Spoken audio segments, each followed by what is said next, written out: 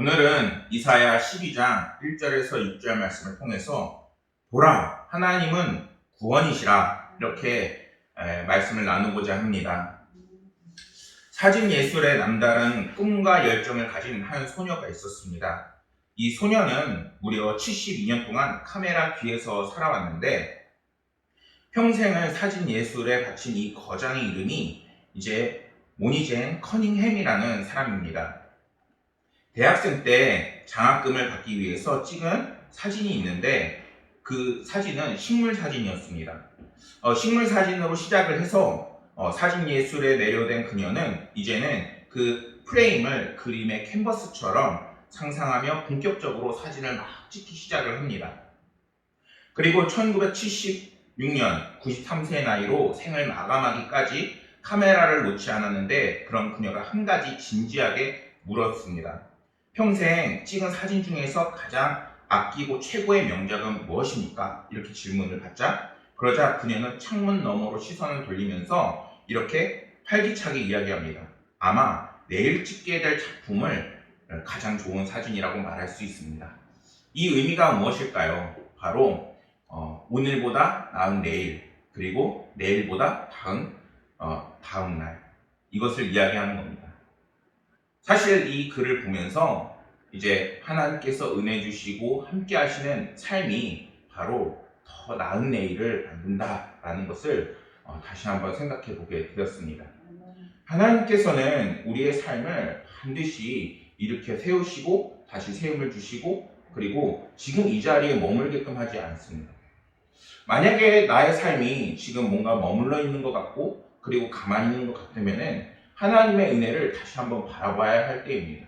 왜냐하면은 우리가 오늘 밥 먹었다고 해서 또는 지금 당장 밥을 먹었다고 해서 다음에 밥을 먹는 것이 아니라 계속해서 배가 고프고 또한 밥을 먹는 것처럼 이제는 우리에게 은혜가 그런 식으로 더해지고 또한 성장하고 결국에는 하나님께서 주시는 천국과 은혜를 바라보는 것까지 나아가게 하기 때문인 것입니다. 사실 오늘날 지금 이 간단한 신앙적인 이제 성장의 문제, 그리고 발전의 문제, 그리고 정말 내 삶 속에 정체되어 있는 것 같은 뭔가 막막함이 있을 때 우리가 하나님을 바라보고 예수님을 바라볼 수 있어야 하는데 실제로 그러지 못하는 것이 오늘날의 그리스도인들의 현실이 아닐까 합니다. 저만 해도 이거에 대해서 최근에 느낀 것이 있어요. 뭐냐면은 찬양을 막 인도를 하는데 이제 찬양을 이번 주 부르고 또 다음 주에도 부를 거 아니에요. 그러면은 주님 어떻게 찬양을 할까요? 기도를 하는 거예요. 그러면은 찬양을 끝내고 나서 이제 준비하기 그 기간까지 생각보다 먹먹한 시간을 보냅니다. 그러면은 어떤 찬양을 부를지 내 머릿속으로는 생각이 안 나요. 하지만 하나님께서 은혜 주시고 또한 함께 하시면은 어떤 찬양을 부를지 또 어떻게 기도를 할지를 이제는 생각나게 하시고 우리를 만지십니다. 그러면은 이전과는 전혀 다른 또 다른 새로운 것이 만들어지는 것이죠. 그런 것처럼 하나님께서는 반드시 우리에게 은혜를 주시게 되면은 내가 기대하지 않고 예상하지 못했던 은혜를 펼쳐주시게 되는 것입니다. 오늘 함께 나눈 말씀에서 이사야 선지자는 그날이라고 가리키는 날이 있습니다. 이 그날에 하나님의 백성들이 어떤 일이 일어나느냐? 첫 번째는 용서와 그리고 다시 하나님께서 그들에게 돌이켜서 하나님의 은혜를 부어주시겠다라고 오늘 약속의 말씀을 주시고 계시는 것입니다. 그리고 그 은혜가 얼마나 감격을 했는지 그들이 감격을 하고 하나님을 찬양하게 되는 놀라운 은혜의 말씀을 오늘 우리에게 주시고 계십니다. 사실 이 말씀을 주시고 계시다는 것은 지금 이사야 선지자가 이 말씀을 선포하고 있을 때 당시에는 이게 예언의 말씀이지만 이제 이 현상이 실제로 일어나게 되는 그 시점은 이스라엘 백성들이 이미 많이 타락해서 심지어 징계까지 받고 있는 그런 상황입니다. 당시에 이스라엘 백성들은 자신들이 이스라엘을 되찾고 그리고 가나안 땅으로 들어온 것이 자기들의 힘이라고 생각하고 그 속에서 나오는 그 풍요함을 누리기에 바빴고 결국에 그것으로 인해서 자신들이 타락하게 됩니다. 근데 타락이라고 해서 막 흥청망청 노는 것이 아니라 결국 그것을 넘어서 하나님과 단절되는 상태까지 가게 되는 것이지요.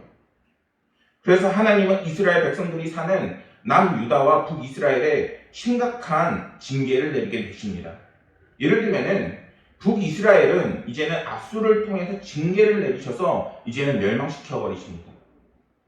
그리고 그것으로 인해서 앗술을 통해서 이제는 남유다마저도 큰 징계를 당하게 돼요. 근데 남유다 역시 그런 상황에 빠지게 됐음에도 불구하고 하나님께로 돌이키고 하나님과 다시 연결 지으려는 것이 아니라 오히려 더 타락하게 되는 그 길을 밟게 됩니다. 결국에는 하나님께서는 그들을 돌이키고 그리고 이제는 회복시키기 위해서 이제는 그들을 다시 한번 멸망시킬 수밖에 없는 그 지경에 빠지게 되는 것입니다. 이번에는 하나님께서 바벨론을 사용해서 남유다마저도 징계를 내리십니다. 그 백성들은 바벨론 땅에서 이제는 포로로 끌려가 이제는 너무나도 힘겹고 소망 없는 삶을 살게 됩니다. 지금 그들에게 오늘의 이 말씀이 적용이 되고 있는 거예요. 그런데 이사야 11장 11절 이하부터 어떤 말씀이 나오느냐? 하나님께서는 이처럼 절망스러운 가운데 소망이 없어 보이는 그들에게 내가 다시 돌이키겠다. 나에게 돌아오라. 나와 함께할 때에 하나님의 은혜가 너희가 찬송하고 찬양하지 않을 수 없게 부어주시리라. 지금 오늘 그 말씀을 주시고 계시는 것입니다. 이러한 말씀은 우리에게 전하는 교훈이 있습니다. 그것은 하나님께서 당신의 백성들이 이제는 다시 자신과 단절이 된다면은 이제는 단절되지 않게끔 혼을 내신다는 거예요. 그리고 이제는 그 징계를 통해서 고난을 통해서 다시 한번 하나님을 찾게 하시고 다시 한번 끌어안아 주신다는 것입니다. 끌어안아 주시는 하나님은 이제는 그 전에 힘들고 어려웠던 그 고난보다도 더 큰 은혜를 부어주실 예정을 이미 가지고 계십니다. 물론 그때 정말 힘들고 어려웠지만 분명한 것은 이미 그때에도 하나님께서는 사실 함께 하셨습니다. 힘들고 어려운 고난이 있었을 때 정말 우리가 완전히 죽어버리지 않고 정말 힘들고 어렵지만 그것을 버틸 수 있고 또한 그 속에서 은혜를 찾을 수 있게끔 하나님께서는 반드시 우리를 도우시고 함께 하십니다. 때로는 하나님께서 징계를 통해 범죄한 하나님의 백성들을 가르치실 수 있고 그리고 그러한 우리는 그것으로 인해 절망하고 낙담할 수 있습니다. 하지만 하나님이 이렇게 고난을 만나게 하시는 것은 다른 것을 의지하고 있는 우리의 선택 때문인 것입니다. 그러한 상태를 이제는 버리고 하나님과 함께하는 다시 답이 있는 인생, 이제는 다시 소망을 품고 그리고 희망을 품을 수 있는 삶으로 나아가게 하기 위해서입니다. 하나님께서 아까 서두에서 얘기했듯이 책임지시되 어디까지 책임지십니까? 우리의 육신은 결국에는 나이가 들어서 흙으로 돌아가지만 결국에는 우리의 영혼은 지금 그런 말도 있잖아요. 내 마음은 이팔청춘인데 몸은 힘들다고. 그런 것처럼 사람의 마음은 계속 성장을 해요. 그러면은 우리의 믿음 역시 계속 성장을 하고 큰 나무처럼 뿌리 박아야 한다는 겁니다. 그렇기 때문에 하나님께서는 책임지시되 그 나라의 그 천국까지 책임지시는 겁니다.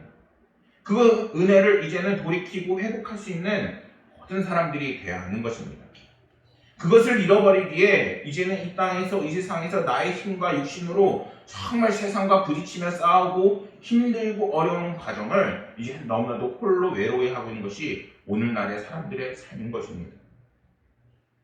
그렇게 그리스도인은 고통스럽고 힘겨운 상황에 놓인다 할지라도 이제는 우리를 회복시키실 것이라는 그 소망을 잃어버리면 안 되는 것입니다. 고통스러운 상황 가운데 우리가 취해야 하는 태도는 절망하고 낙담하는 것이 아니라 이제는 주님을 향한 그 믿음을 견고히 지키고 하나님과 멀어지려는 우리의 죄를 이제는 회개하고 하나님 앞에 겸손히 나아가는 것입니다. 하나님께서는 정말 겸손히 나아가는 우리의 그 모습을 반드시 끌어안아 주십니다. 사람들은 때로는 그 모습을 창피하다고 그리고 민망해한다고 그리고 나의 상태로 이제 여길 때가 많습니다.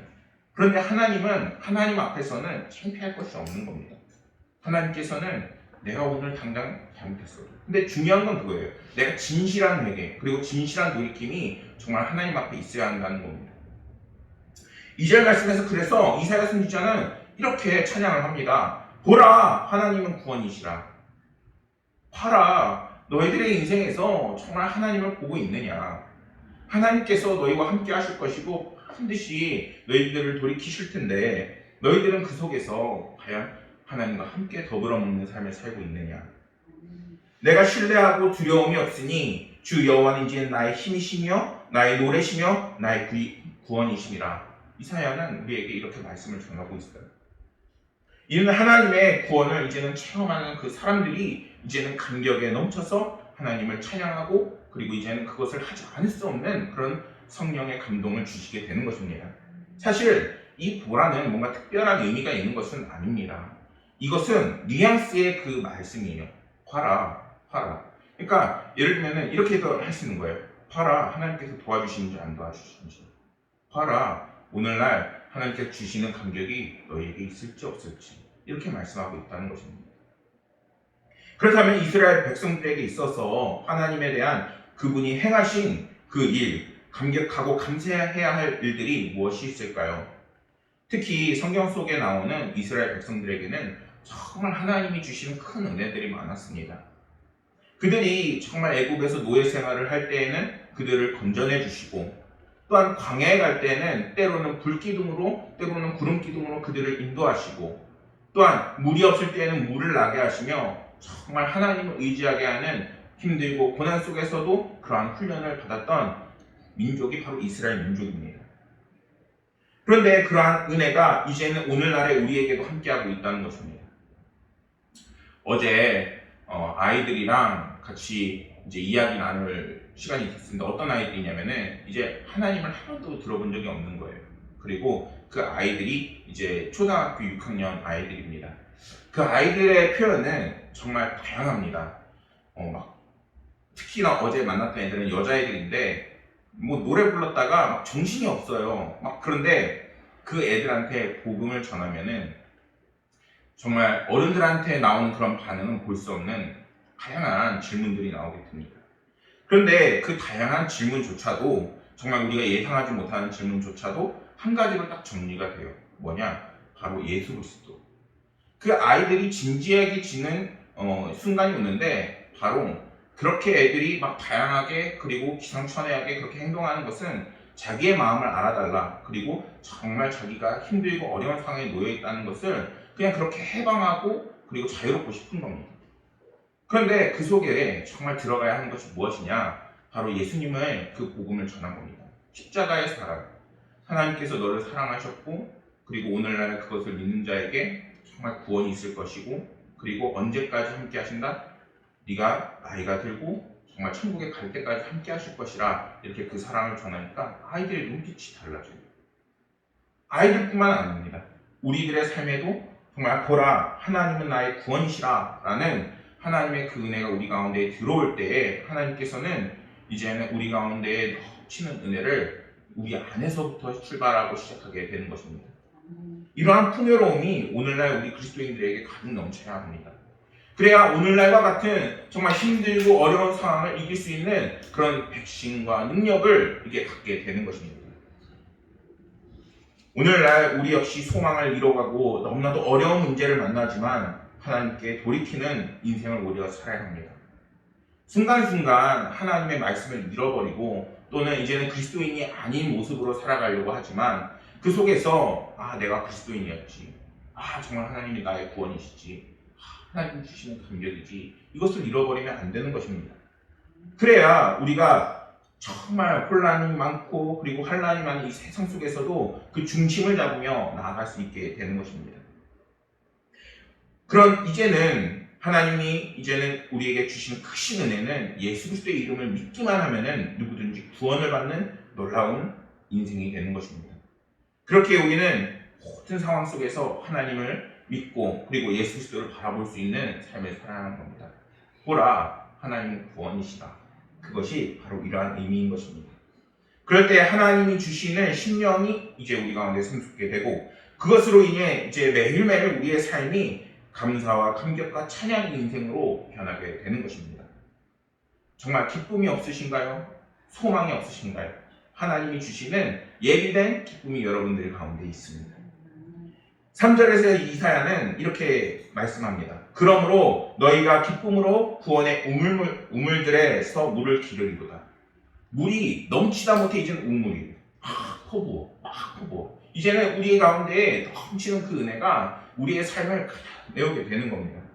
이것은 하나님의 백성들이 누릴 구원의 기쁨과 그리고 이제는 과거에 그들이 광야에서 누렸던 그 은혜를 이제는 이 말씀으로 전하고 있는 것입니다.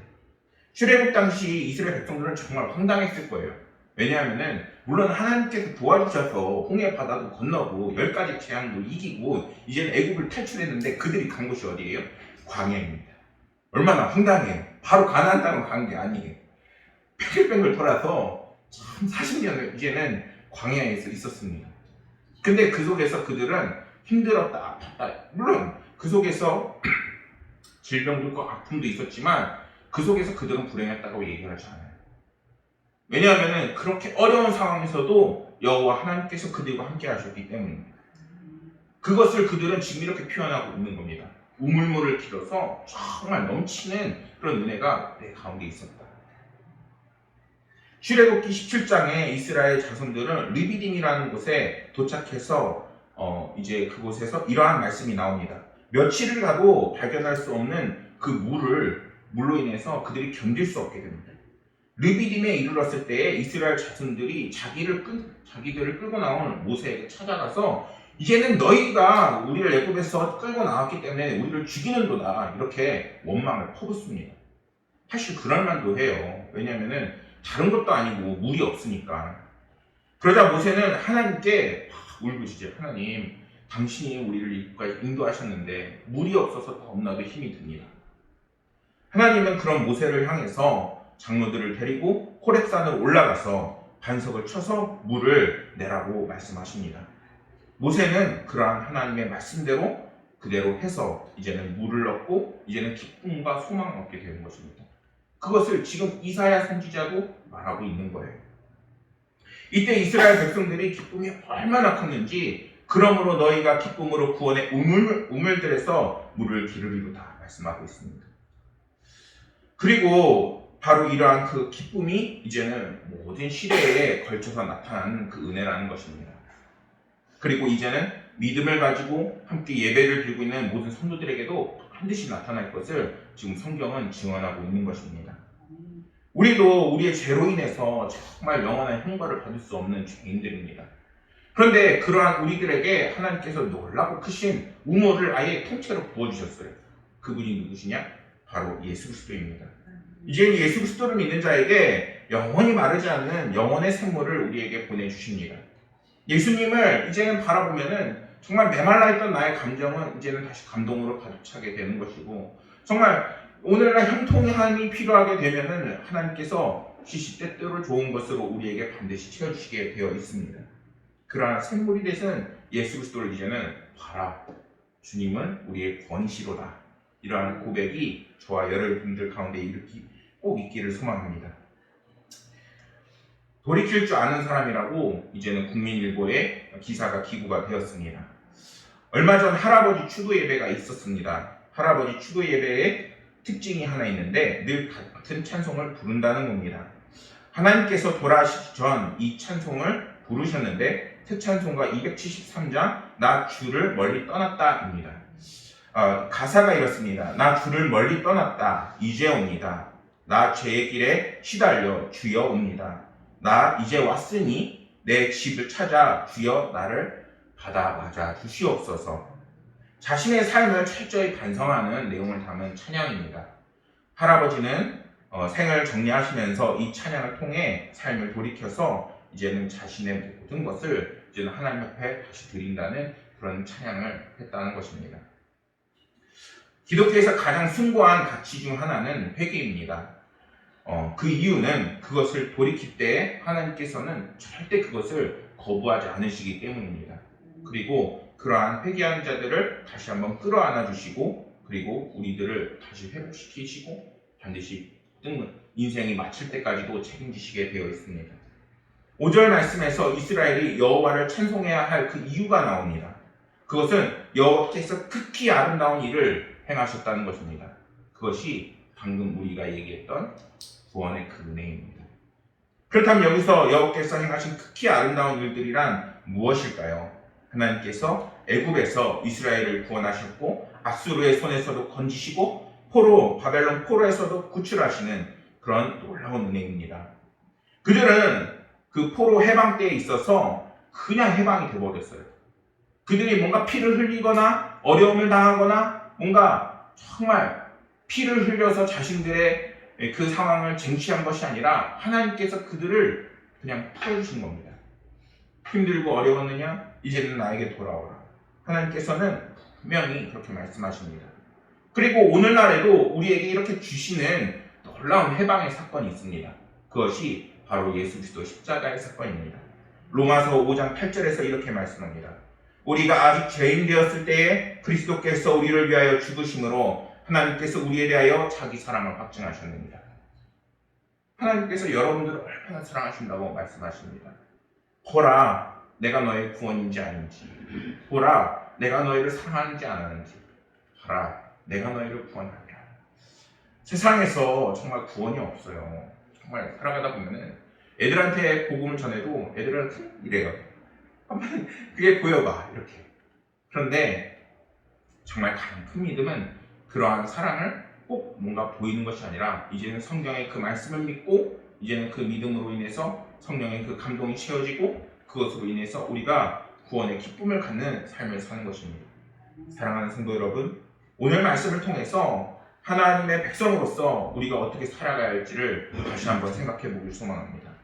하나님은 때로는 자신들의 백성들에게 그 말씀에 벗어나지 말라는 의미로 때로는 징계를 내리고 어려움을 주실 수도 있습니다.